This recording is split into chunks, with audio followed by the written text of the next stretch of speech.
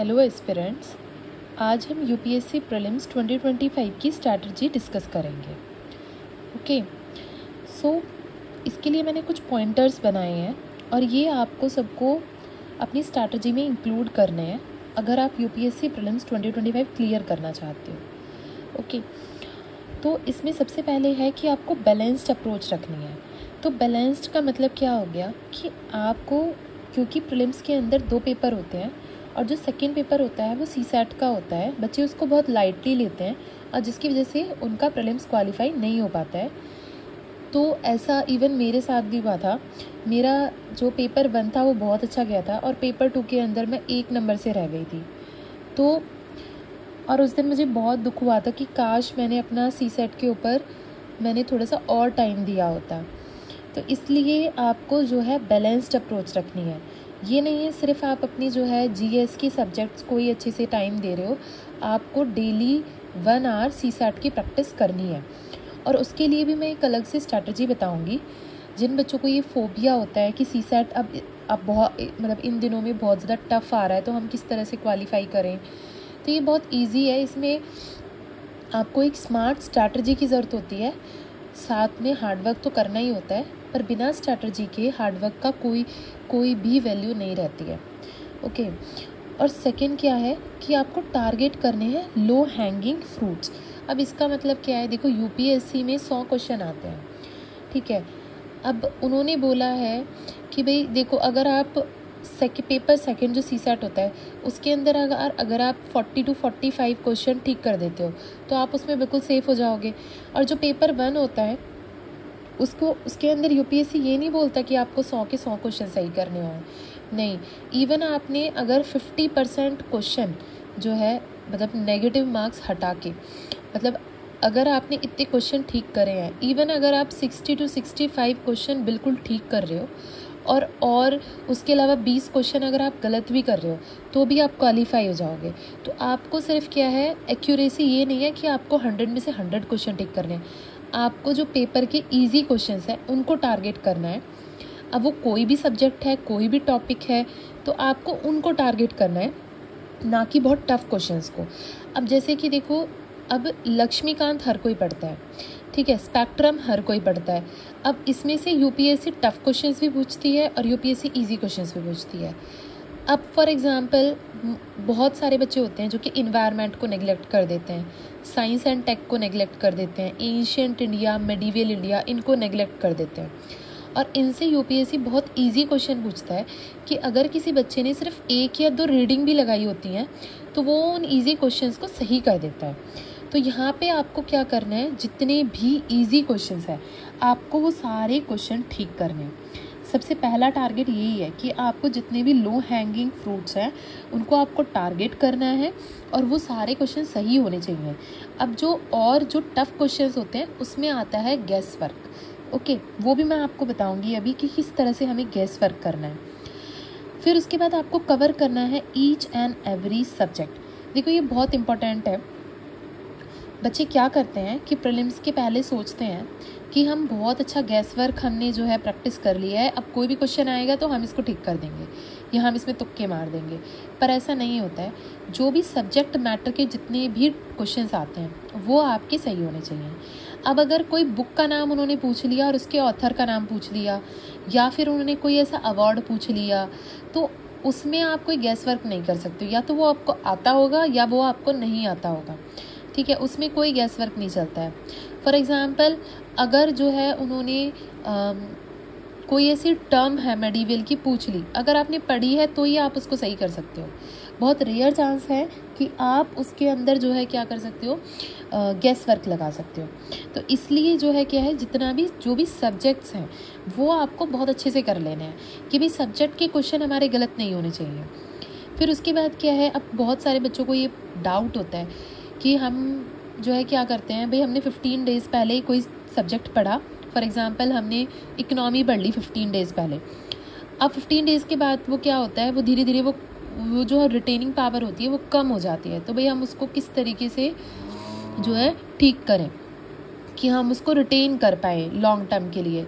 तो देखो इसका एक ही सॉल्यूशन है और इसका कोई भी शॉर्टकट नहीं है, वो है रिवीजन। आपको हर एक सब्जेक्ट की जितनी मैक्सिमम हो सकती है उतनी रिवीजन करनी है। अब इसके बहुत सारे तरीके हैं, वो मैं धीरे धीरे आपको बताऊंगी। जैसे कि एक तरीका मैं फॉलो करती थी। मैं क्या करती थी कि मैं दिन में रिवीजन का एक सेट बनाती थी कि मुझे 3 घंटे 4 घंटे सिर्फ रिवाइज़ करना है। इसमें मैं फ़ोन को हाथ नहीं लगाऊंगी, इसके बीच में मैं कुछ भी नया टॉपिक नहीं पढ़ूंगी। तो मैं कुछ भी कोई टॉपिक उठाती थी तो मैं एक बॉक्स बनाती थी, ऐसी बॉक्स बनाती थी और उसके अंदर मैं लिखती थी कि मुझे 10 मिनट्स, ओके। और मैं हर 10 मिनट में इस तरीके से मैं बनाती थी, इस तरीके से कि मुझे 3-4 घंटे लगातार रिवीजन करनी है, बस रिवीजन करनी है। तो मुझे याद करनी है चीज़ें, उसके लिए मैं लिख लिख के याद करती थी, उसके शॉर्ट नोट्स बनाती थी उसके लिए। तो 10 मिनट्स का आपको इस तरीके से बनाना है डेली। इसमें क्या करना है, आप हर 10 मिनट जो है बहुत फोकस के साथ रिवीजन करोगे और जब आपके 10 मिनट पूरे हो जाएंगे तो आपको क्रॉस लगाना है।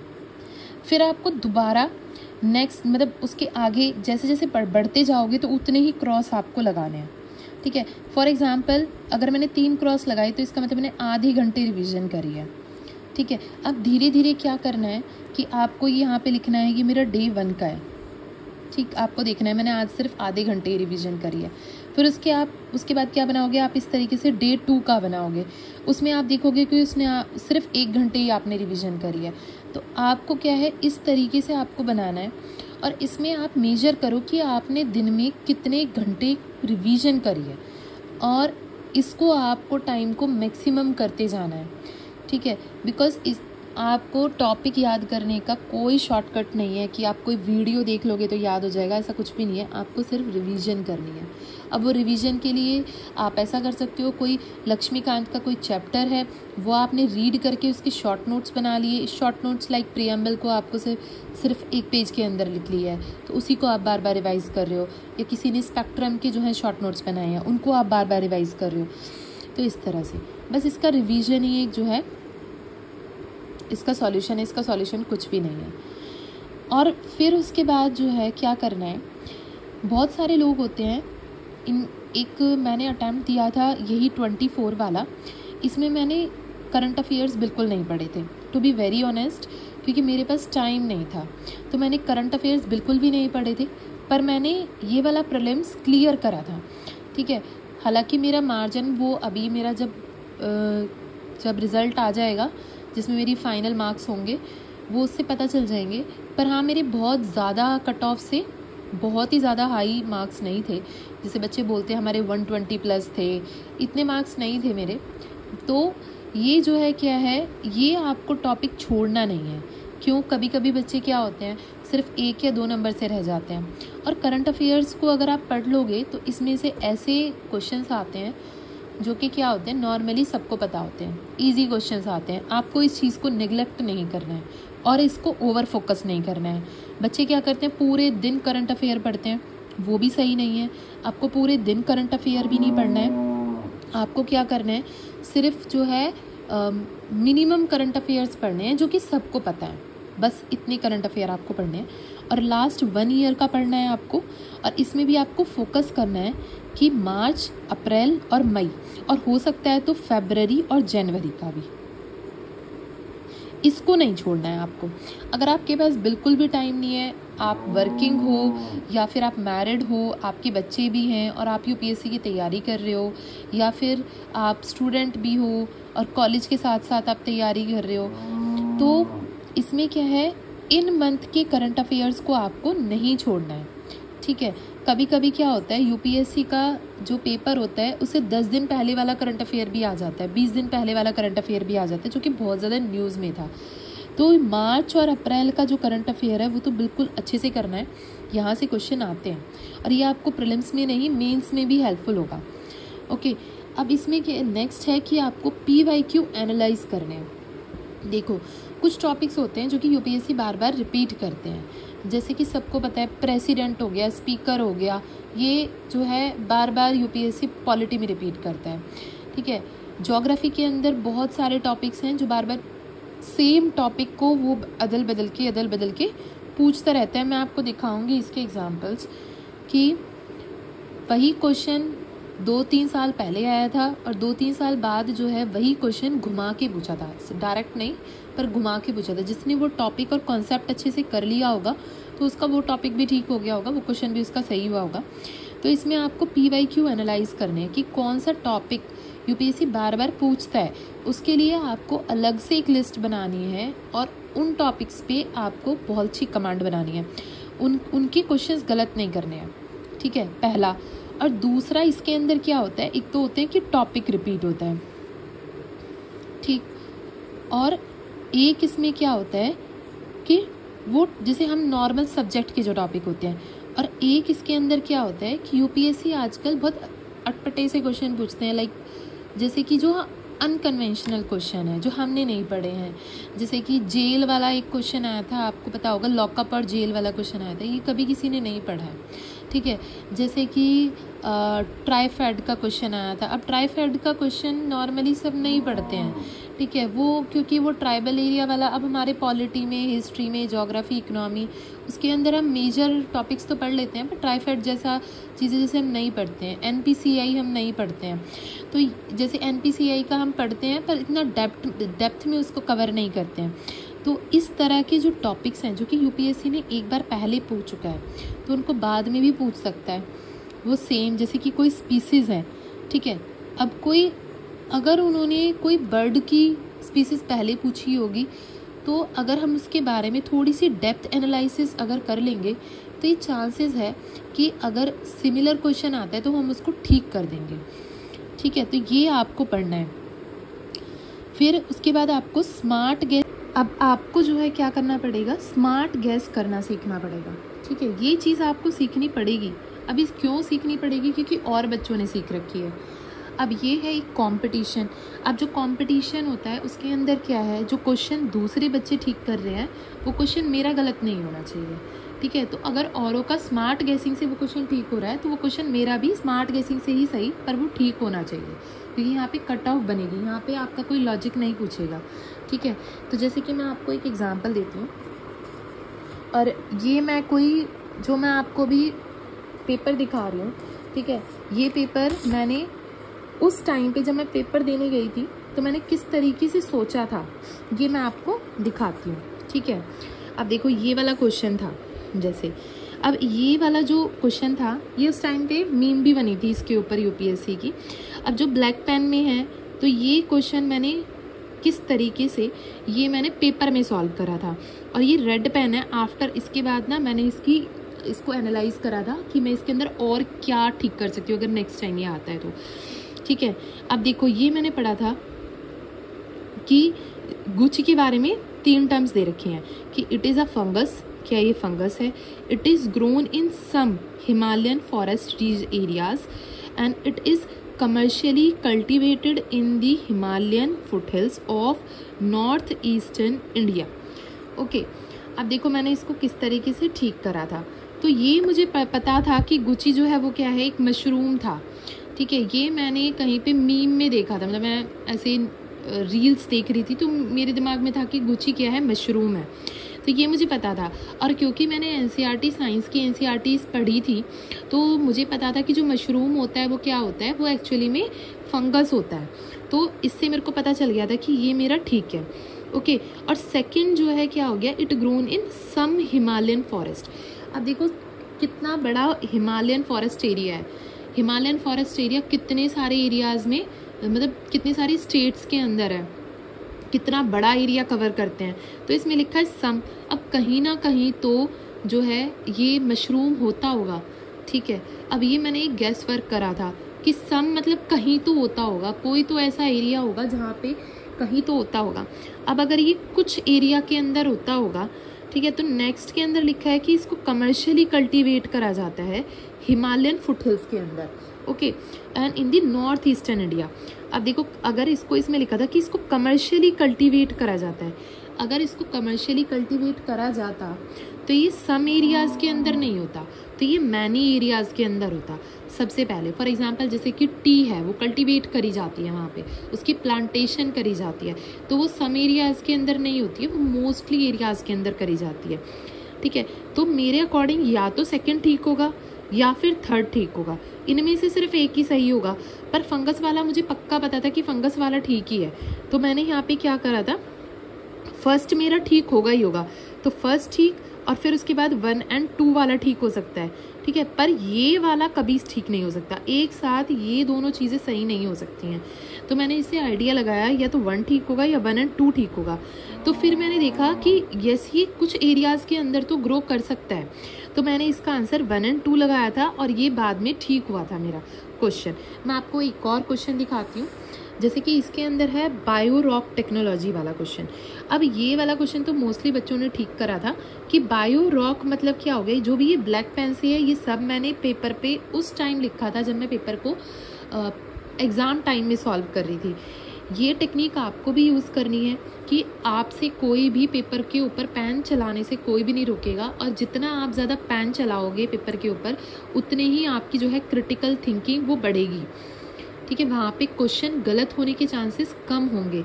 तो आपको क्या है, कुछ भी अगर जैसे for example which one of the following correct और which one of the following is not correct, तो अगर वहाँ पे आप सर्कल कर लोगे तो आपको वो हाईलाइट हो जाएगी चीज़, और वो क्वेश्चन आपका ठीक होगा, गलत नहीं होगा। सिली मिस्टेक्स कम होती हैं इससे, ठीक है। अब जैसे ये वाला क्वेश्चन था कि बायो रॉक टेक्नोलॉजी, इसके बारे में मैंने पढ़ा नहीं था, ठीक है, पर मैंने आइडिया लगाया कि बायो रॉक मतलब कुछ ऐसा बायोलॉजिकल एलिमेंट तो इसके अंदर है, कि रॉक जो है वो बायोलॉजिकल एलिमेंट इसके अंदर है, ओके। तो मैंने इसके अंदर फिर इन सब चीज़ों को पढ़ा। फिर उसके बाद मैंने इसके अंदर देखा, देखो जगह development of building material using plant residue, ठीक है। तो इसमें इस तरीके से identification of areas for exploration and extraction of shell gas, तो क्या हम इसका वो देख सकते हैं। तो providing salt लिक्स for the wild animals in the forest, तो ये कैसी टेक्नोलॉजी, तो मैंने इसके बारे में थोड़ा देखा, तो फिर मुझे लगा कि शायद कोरल रीफ वाला इसका आंसर हो सकता है, क्योंकि कोरल्स कैसी होती हैं, वो रॉकी होती हैं, पर वो कैसी होती हैं, वो लिविंग रॉक्स होती हैं, उसके अंदर जो है कोरल्स जो है माइक्रो ऑर्गेनिजम्स जो हैं वो उसके अंदर रहते हैं, मैराइन ऑर्गेनिजम्स होते हैं जो कि उसके अंदर रहते हैं। तो मैंने आइडिया लगाया, तो मैंने कि ये वाला ठीक होना चाहिए, और ये मेरा क्वेश्चन ठीक हो गया था।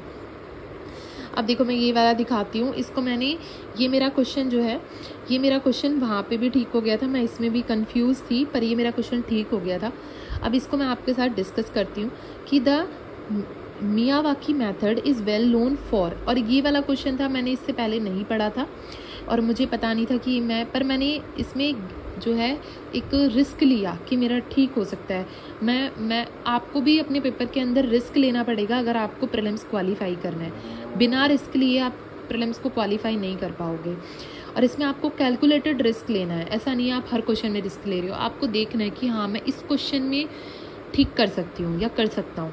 फॉर एग्जाम्पल इसमें क्या है कि प्रमोशन करनी है of commercial farming in arid and semi arid areas.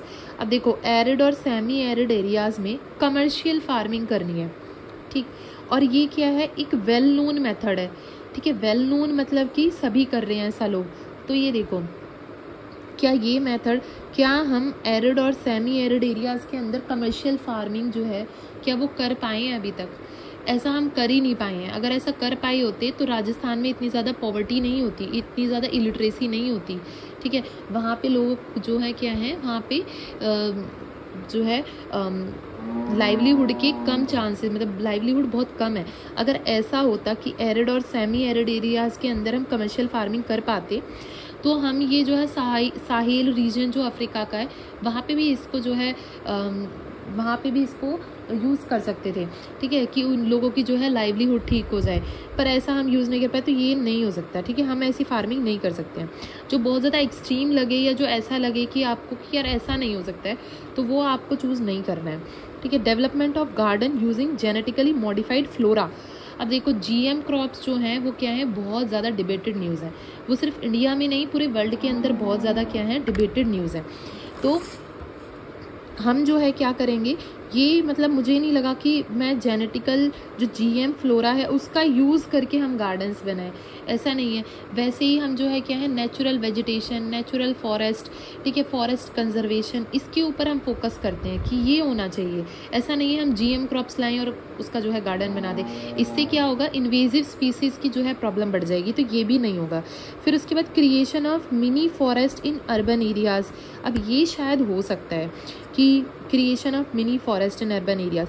अब नेक्स्ट देखते हैं कि harvesting wind energy on coastal areas and on sea surfaces.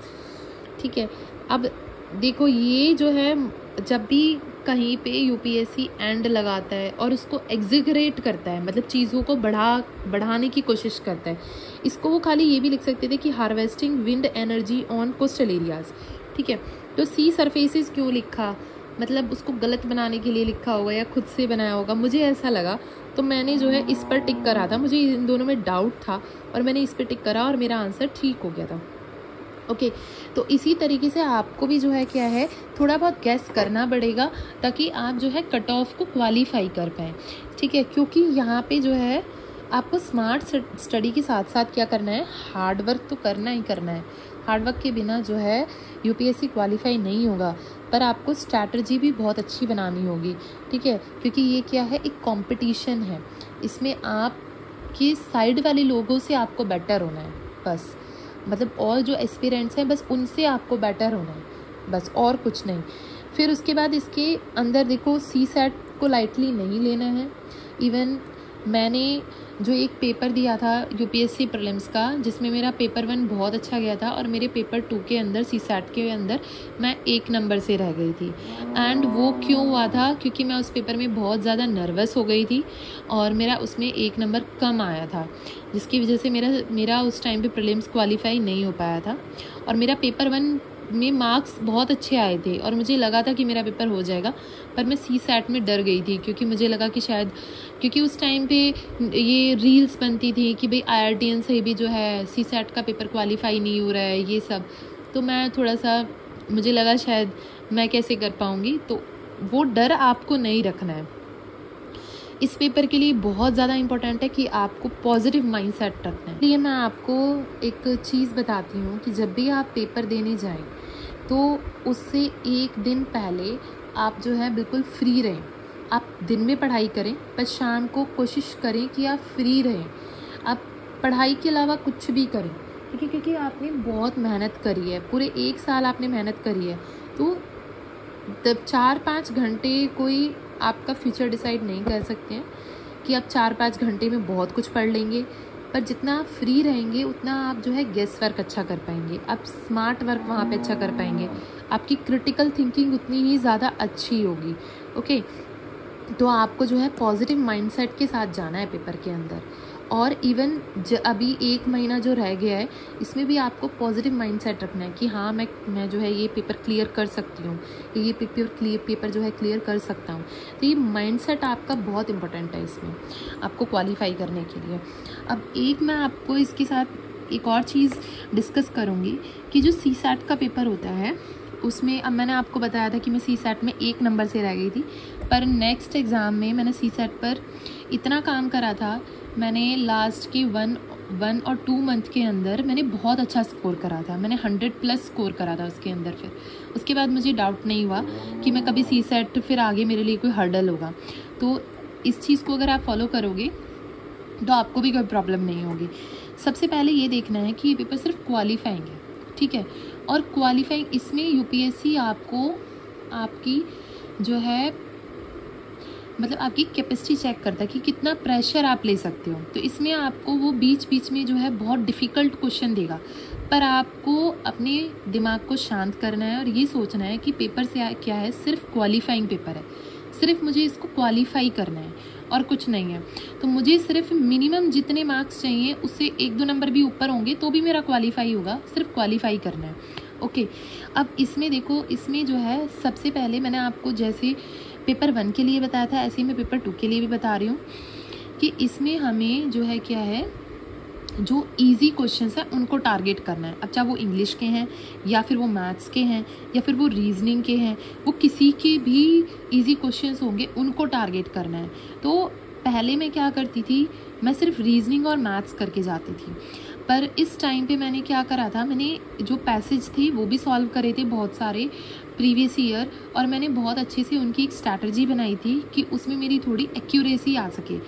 तो मैंने ये फॉलो करा था। और इसमें मैंने पैसेज के लिए क्या करा था, मैंने सिर्फ वही पैसेज मैंने अटेम्प्ट करे थे जिनमें मुझे कॉन्फिडेंस था, जिनके ऊपर मुझे थोड़ा बहुत डाउट था पेपर के अंदर कि ये मेरे सही होंगे या गलत होंगे, वो मैंने छोड़ दिए थे।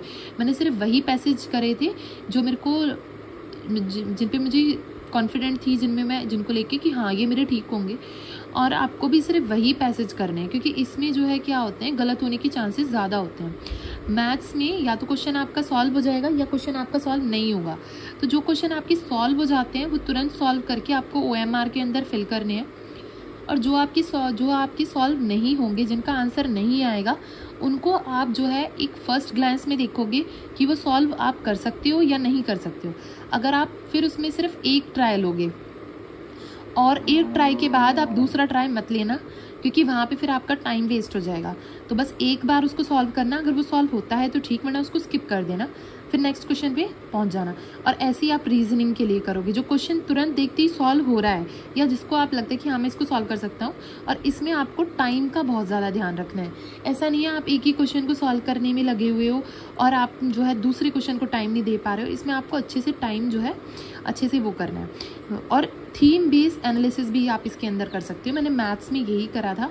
मैंने UPSC के प्रीवियस ईयर पेपर्स को देखा था और उसमें से मैंने थीम जो है अलग, जैसे कि नंबर सिस्टम से क्वेश्चन आते हैं, ठीक है, जैसे कि रीजनिंग के अंदर ब्लड रिलेशन से क्वेश्चंस आते हैं, जैसे कि और मैथ्स के अंदर जैसे कि टाइम एंड डिस्टेंस से क्वेश्चन आते हैं। तो ये सारे क्वेश्चन जो क्वेश्चन बहुत बार जो टॉपिक्स रिपीट होते हैं, मैंने सिर्फ वही टॉपिक तैयार करे थे और मेरे को ये था कि इनमें से क्वेश्चन आएंगे तो मैं इनमें से अटैम्प्ट करूँगी। इस तरीके से आपको करना है। बहुत सारा, मतलब ऐसा नहीं है कि आपको SSC लेवल का पढ़ लेना है, ऐसा नहीं है।